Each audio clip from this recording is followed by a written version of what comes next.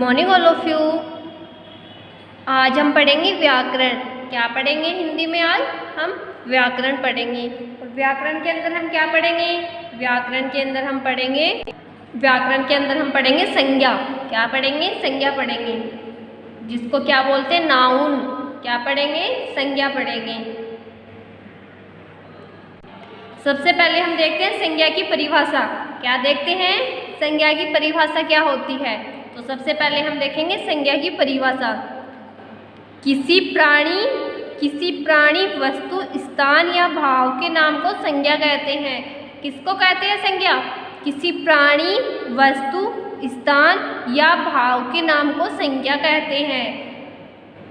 क्या होती है संज्ञा की परिभाषा? किसी प्राणी वस्तु स्थान या भाव के नाम को क्या कहते हैं? संज्ञा कहते हैं। जैसे प्राणी मोहन नाम है ना प्राणी का। क्या है? मोहन। हाथी, मनुष्य, स्त्री, घोड़ा आदि क्या है? ये प्राणी। तो ये किस में आते हैं? संज्ञा में। क्या है? ये संज्ञा है।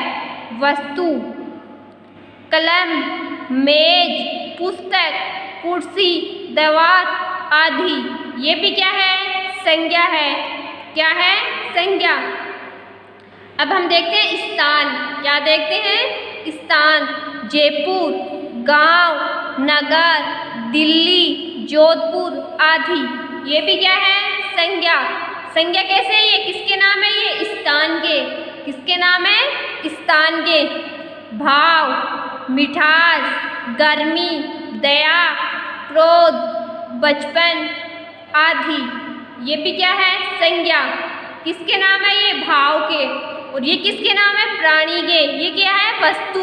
ये क्या है? स्थान के नाम। और ये क्या है? भाव। क्या है? भाव।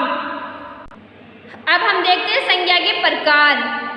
क्या देखते हैं? अभी हमने क्या पढ़ी है? संज्ञा की परिभाषा। क्या होती है संज्ञा की? किसी प्राणी वस्तु स्थान या भाव के नाम को संज्ञा कहते हैं। अब हम देखते हैं संज्ञा के प्रकार। संज्ञा के निम्नलिखित 3 प्रकार होते हैं। कितने प्रकार होते हैं संज्ञा के? 3 प्रकार होते हैं। कौन कौन से होते हैं? व्यक्तिवाचक संज्ञा, जातिवाचक संज्ञा और भाववाचक संज्ञा। कौन कौन से होते हैं? व्यक्तिवाचक संज्ञा, जातिवाचक संज्ञा और भाववाचक संज्ञा। अब हम देखते हैं व्यक्तिवाचक संज्ञा क्या होती है। व्यक्तिवाचक संज्ञा किसे कहते हैं? जिस शब्द से किसी विशेष व्यक्ति, स्थान या वस्तु का बोध होता है उसे व्यक्तिवाचक संज्ञा कहते हैं। किसको कहते हैं व्यक्तिवाचक संज्ञा? जिस शब्द से किसी विशेष व्यक्ति, स्थान या वस्तु का बोध होता है उसे व्यक्तिवाचक संज्ञा कहते हैं। क्या कहते हैं उसे? व्यक्तिवाचक संज्ञा।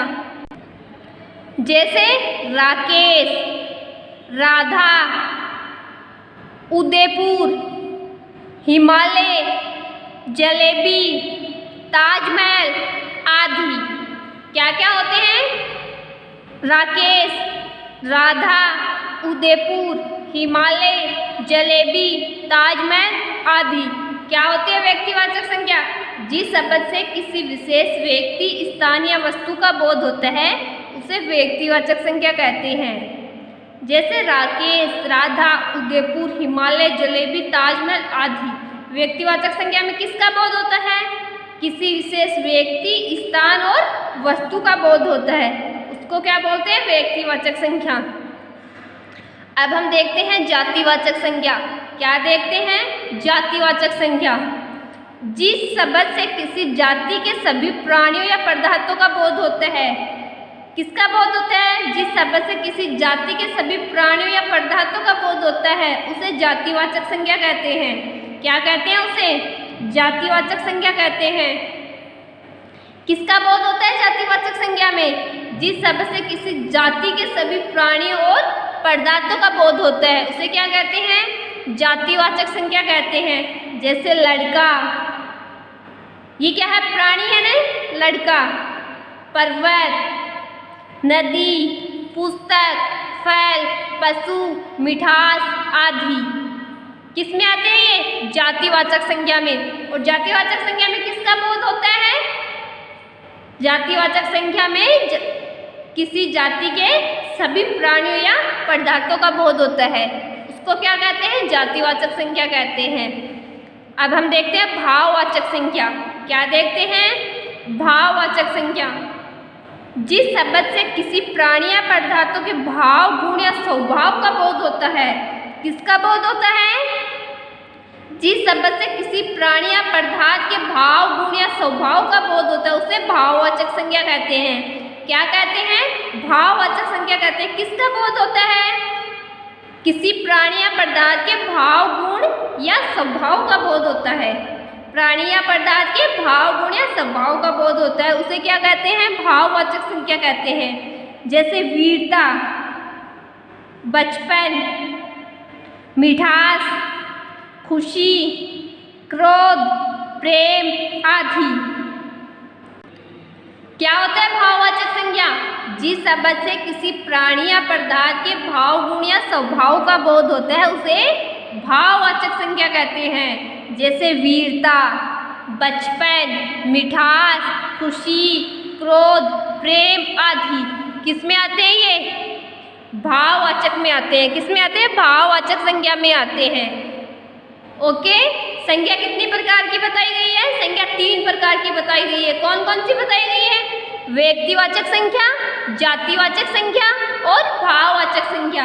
व्यक्तिवाचक संज्ञा क्या होती है? जिस शब्द से किसी विशेष व्यक्ति, स्थान या वस्तु का बोध होता है उसे व्यक्तिवाचक संज्ञा कहते हैं। जातिवाचक संज्ञा किसे कहते हैं? जिस शब्द से किसी जाति के सभी प्राणियों या पदार्थों का बोध होता है उसे जातिवाचक संज्ञा कहते हैं। भाववाचक संज्ञा किसे कहते हैं? जिस शब्द से किसी प्राणी या पदार्थों के भाव, गुण या स्वभाव का बोध होता है उसे भाववाचक संज्ञा कहते हैं।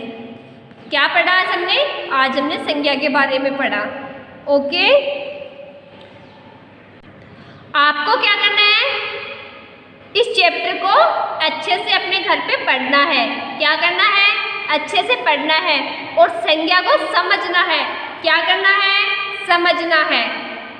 ओके, कि संज्ञा क्या होती है इसको अच्छे से समझना है और संज्ञा के कितने प्रकार होते हैं और कौन कौन से प्रकार होते हैं। ओके बच्चों, इनको अच्छे से समझना है और अपनी नोटबुक के अंदर इनको फिर राइट करना है। ओके, आज के लिए इतना ही काफ़ी है। कल हम करेंगे इस चैप्टर के क्वेश्चन आंसर। क्या करेंगे? कल हम इस चैप्टर के क्वेश्चन आंसर करेंगे। ओके, थैंक यू बच्चों।